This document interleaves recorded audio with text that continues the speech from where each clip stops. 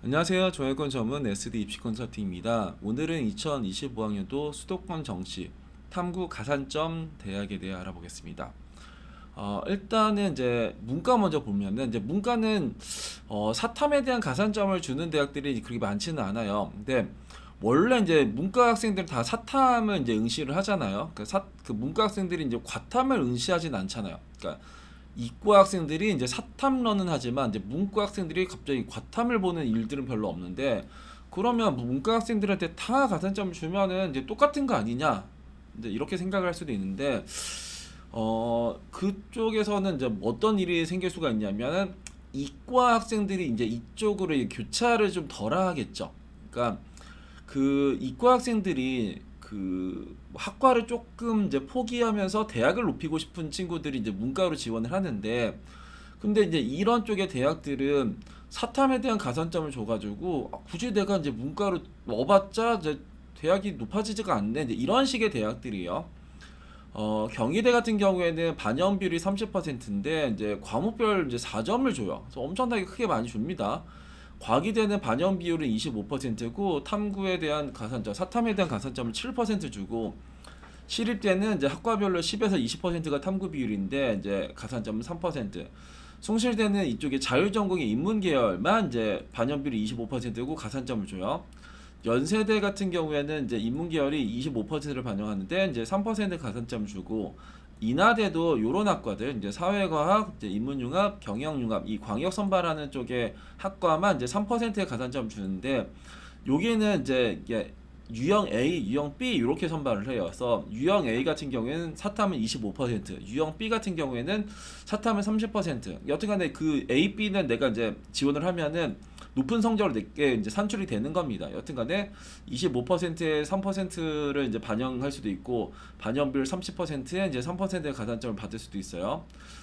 중앙대 같은 경우에는 이제 탐구 비중이 35%고 이제 가산점은 5%. 에리카 같은 경우에는 25%가 반영 비율이고 3%가 이제 가산점이요. 근데 에리카는 다 주는 게 아니라 상경계열은 또 안 줘요. 상경계열은 안 주고 이제 대부분 인문계열만 주고, 보험계리학과는 이제 문과긴 한데 이제 과탐에 대한 가산점을 주는 되게 좀 특이한 쪽의 그 학과가 나왔어요.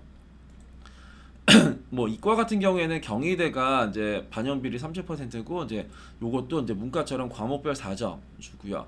광운대 같은 경우에는 탐구 비중이 25%고 이제 과탐에 대한 가산점 3%, 국민대는 30%를 반영하면서 3%, 단국대도 이제 30%를 반영하면서 여기는 5%의 가산점, 동국대는 25%를 반영하면서 3%의 가산점, 명지대는 20%를 반영하면서 10%의 가산점, 상명대도 20%를 반영하면서 5%의 가산점, 과기대는 25%를 반영하면서 7%의 가산점, 시립대는 학과별로 30에서 35%를 반영하고 가산점은 7%, 그리고 서울여대는 33.3%를 반영하면서 가산점 10%.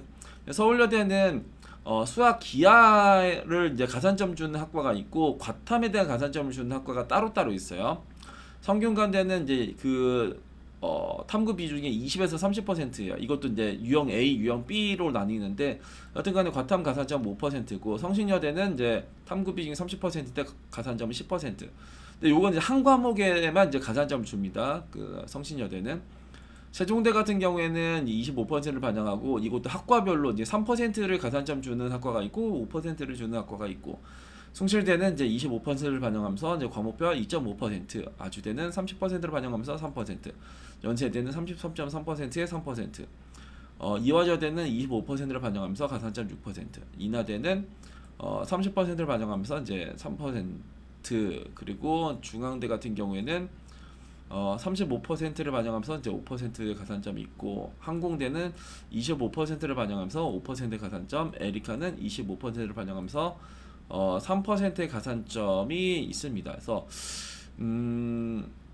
이쪽을 보면 여튼간에 그 이과 같은 경우에는 이제 이렇게 나온 쪽의 대학들은 이제 가산점 주는 대학이고, 이제 이런 게 안 나온 쪽의 대학들은 이제 가산점을 안 주는 대학이요. 예를 들어서 여기 이제 가천대나 뭐 경기대나 이런 건 없죠. 가톨릭대도 없죠.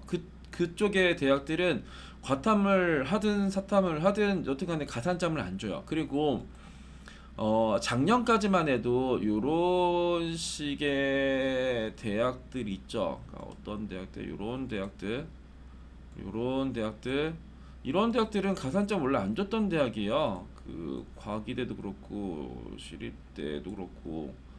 왜냐면 다 작년까지만 해도 이제 과탐을 고정하세요라고 했었던 쪽의 대학이었거든요. 그러니까 요런 식의 이제 대학들은 과탐에 대한 가산점이 없다가 생긴 거라서 작년보다는 입시 결과가 이제 올라갈 요인들은 있죠. 왜냐면은 작년에 안 줬던 가산점을 막 주니까. 문과도 마찬가지예요. 문과도 작년엔 다 여기서 사탐에 대한 가산점 안 줬는데 이번에 사탐에 대한 가산점 주면은 작년에 입시 결과보다는 뭐 여기 과기대 같은 경우에는 이제 사탐 7% 가산점 준 것만큼 올라갈 테고, 인하대도 마찬가지고 뭐 중앙대도 마찬가지고 이런 식으로 갈 겁니다. 그래서 문과가 이제 사탐에 대한 가산점은 이제 문과 학생들 다 사탐을 이제 응시했기 때문에 자기네끼리의 유불리는 없는데, 여튼간에 이과 학생들이 교차를 좀 덜 들어올 것이다. 그리고 작년 입시 결과보다는 이제 소폭 상승을 할 것이다. 이렇게 생각을 하시면 되고, 이과들도 작년까지만 해도 이제 과탐에 대한 가산점을 안 줬었는데, 이제 과탐에 대한 가산점을 이번 주니까 없던 점수를 주는 거잖아요.